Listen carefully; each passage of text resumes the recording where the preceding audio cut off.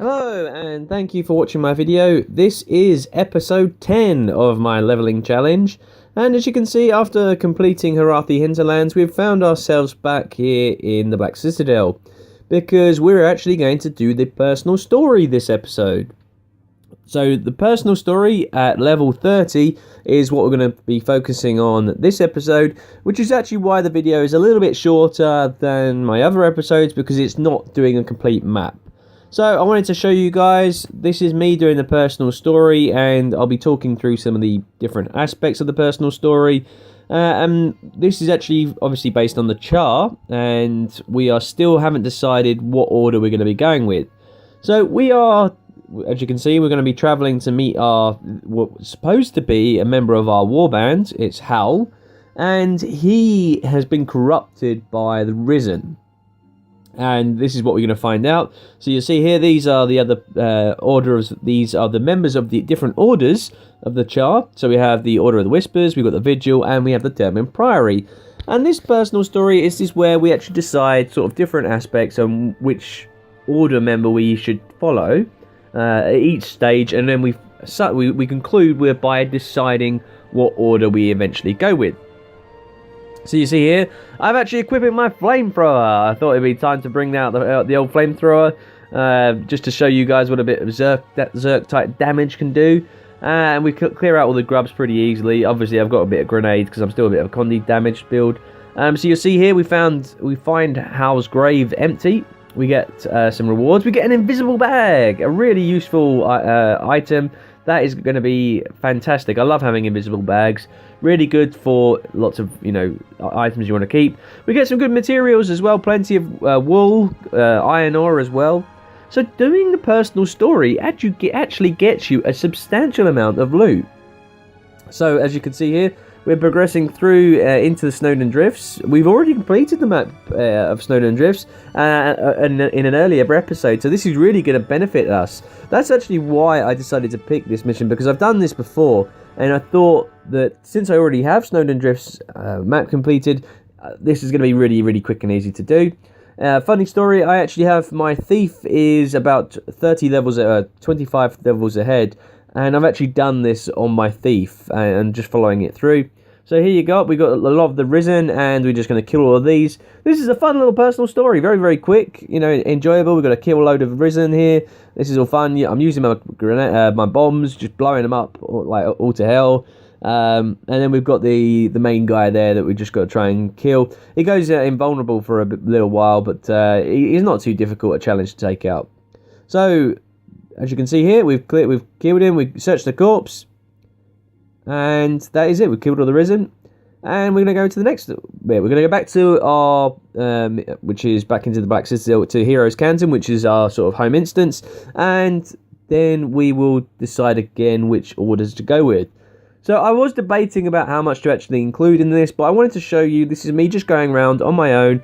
Obviously I'm in my home instance, so this was one day. You can see these are the different nodes I actually have in my home instance, and these are actually acquired from doing several rewards. I think some of the personal story, some of the living world story, and that they actually got me some of those node rewards. We've got some lumber that I actually bought from the gem store. I bought these the lumber pack because I actually bought that for cheaper than what it is now. Not as in terms of gems, but as in terms of the gem, how much one gem is for the amount of gold.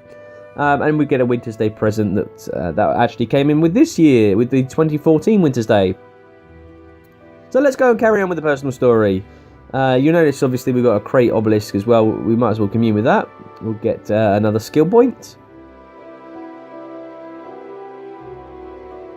And so we're moving in. We are coming, we're going to go carry on with this story, the Undead Infestation. Our target will be to get some more skill points to unlock a 30 skill point elite. So we're having a look, because they're all having a chat before we can't go anywhere. I'm looking at what level these items unlock at, so I can actually equip them. So here you go, we've got them talking around each other. Now I can talk to Ritlock. And we're going to go with the Derman Priory. I know exactly where that takes place. That actually takes place again in Snowden Drifts. So we're going to go straight back there. We've got 4 bags. which is nice. There we go. Over here, as said, we've already got Snowden Drifts complete, so we're going to actually straight waypoint there. And you can see we've got some nice items. We've got some good... We can salvage... we can use those boots. Those boots are actually stronger than our other ones. So, there we go. We've already leveled our armor up a little bit. But we're doing dangerous research. This is a pretty easy personal story sort of line to do. It goes very, very quickly. Especially if you have got Snowden Drifts with map completed, because you can waypoint very, very quickly. So here we go. We're going to go up. We're going to talk to one of the scholars who will tell us that we need to help out and try and identify sort of some of the research against the Risen. It's interesting that, you know, there's a lot of different, you know, a lot of, well, I say orders, but a lot of different maps have aspects to do with the Risen. So we're in Snowden Drifts and we're getting aspects to do with the Risen. You have lots of the, you know, metrical province and what's the starter zone for the Silvari also has that. Caledon Forest, they have Risen. And then you've got Risen obviously in, or you get them in Mount Maelstrom.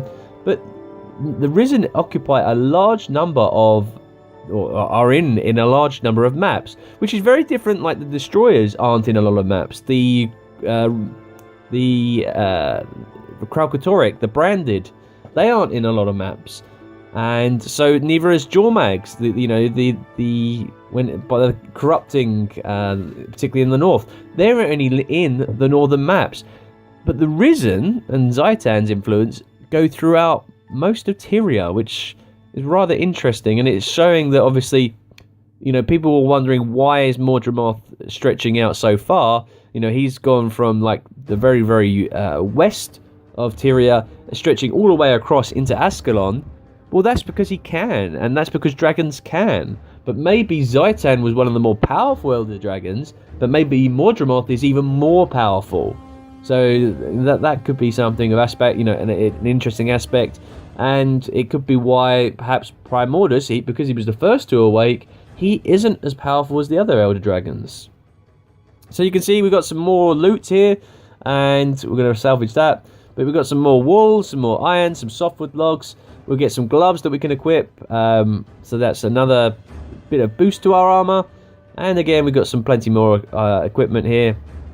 I'm going to sell these light armor pieces because they're pretty valuable for those light armored professions. And here we go, we're getting close towards, you know, we're probably about halfway through the personal story here. We are looking to try and find out about this amulet. This is something that's, you know, a lot of Risen are being, you know, sort of spawning in certain areas, and we're trying to find out why. And obviously, like Hal, the Char member of the dead Char warband member of ours, he's obviously, you know, he was buried, but now he's awoke, he's risen, and he's obviously being corrupted, and it's to do with this Necromancer.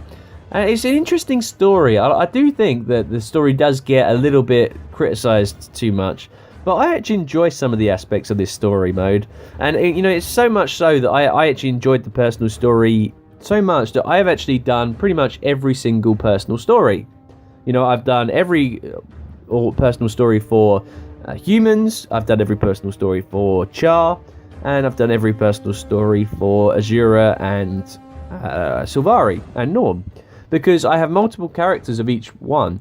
And obviously, I decide to do that. You get three different at the beginning when you do the character creation.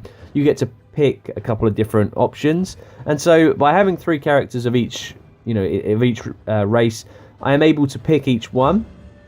And I've picked every different order as well, so I can experience the orders for each different race as well. So I enjoy playing the personal story. I'm just one of those players who does that. But I also, you know, I'm not one of those players that's solely focused on PvE. I do lots of PvE, occasionally World versus World. But I do enjoy story, and I think that Guild Wars 2 story, I think, is a little bit underappreciated. I would like to say as well, you notice that we actually are level 39 here, and we're doing a level 30 story. This is making us go through this story a lot quicker than what we actually should be. You know, I've done this on level 30, and I would not have gone through this quickly. But because we did an extra map, and we did that map location in the previous episode, you know, this guy here, Harridan the Cursed, He was a hard boss on as a level 30. As a level 39, he's a tricky guy, but it's relatively easy. He is really, really tanky, you know, particularly for the condition damage that we're doing. He's a bit difficult to take out, but try doing it on a level 30. It's even harder. So having that extra levels up is one of the reasons why we can go through this personal story very, very quickly indeed. So doing map completion is a good thing to do, because it will allow you to complete the personal story quicker if you decide to wait and do the personal story later. Which you can do. You don't have to do the personal story straight away. So we're going back. We're going to go back and meet our representatives again. And this will be where we're going to decide what order to join.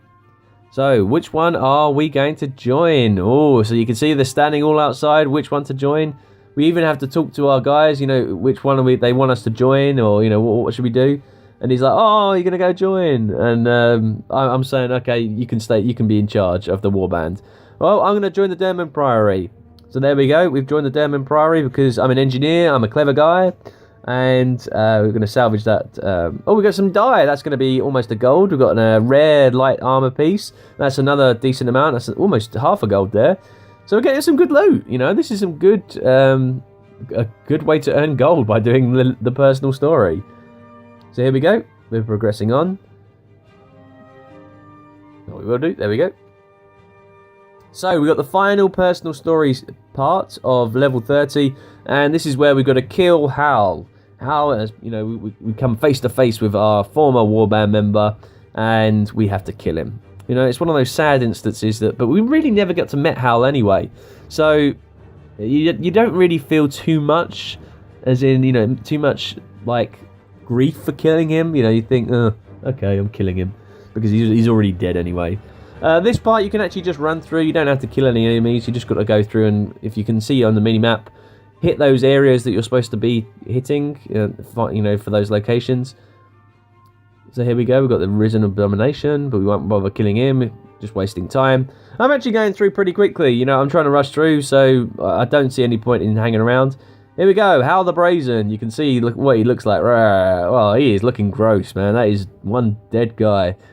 He hungers, yeah. So we've got to kill him. The reanimated corpse of Hal the Brazen. Bye-bye, Hal. You were a good friend, but unfortunately you're a dead friend now, and we've got to kill you. So there we go. Hal the Brazen is dead. Oh, and we've got Necromancer Rissa. It's all you, yeah. You were the person that was behind all of this, weren't you? So there we go. We're going to kill Necromancer Rissa, and that will be the end of the personal story. And we will be almost up to level 40. And so there we go. We've got to destroy the Dragon Crystal. This was what causing anything. So there we go.